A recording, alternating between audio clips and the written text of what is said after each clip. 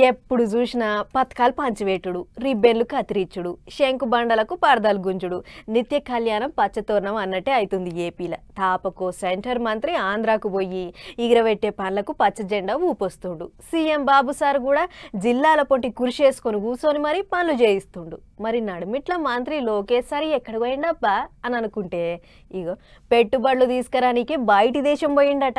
చూడుర్రి. గడియర్ ఇకాము లేదు, నిమిషం పురుసత్ లేదు అన్నట్టే తిరుగుతాండ్రు పోరు ఏపీ లీడర్లు. ఈ నడమ సీఎం చంద్రబాబు సార్ ఎక్కడికి పోయినా మాటకు ముందోసారి స్వర్ణం, మాటకి వెనుకోసారి స్వర్ణం అంటాడు. అట్లా జల్దిగానే స్వర్ణాంధ్ర చేసేటట్టుండ్రు కదా అనుకుంటారు చాలా మంది.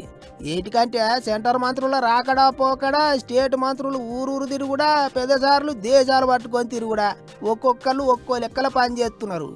ఇట్లనే ఐటీ మంత్రి లోకేష్ సారు మళ్ళోసారి బయటి దేశం పోయిండు.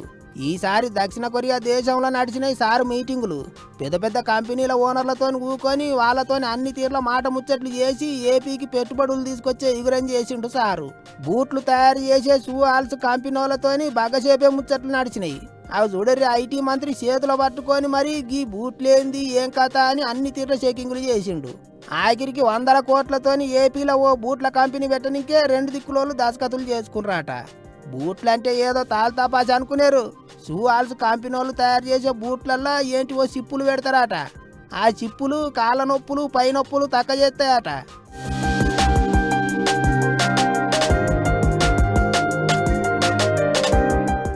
ఇక అట్లా బూట్ల కంపెనీలతో మీటింగ్ కొడవంగానే అటెనక మైక్రో ఎల్ఈడి పవర్ ఎలక్ట్రానిక్స్ కంపెనీలతోని తత్తిమ చాలా కంపెనీల ఓనర్లతోనే మీటింగులు అయ్యిండు ఏపీ ఐటీ మంత్రి.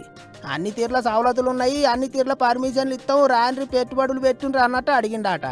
సారు మాట్లాడిన కంపెనీలన్నీ ఆంధ్రాకు వచ్చేటట్టే ఉన్నాయట. ఇక వస్తే 1000 మందికి నౌకర్లు కూడా వస్తాయట.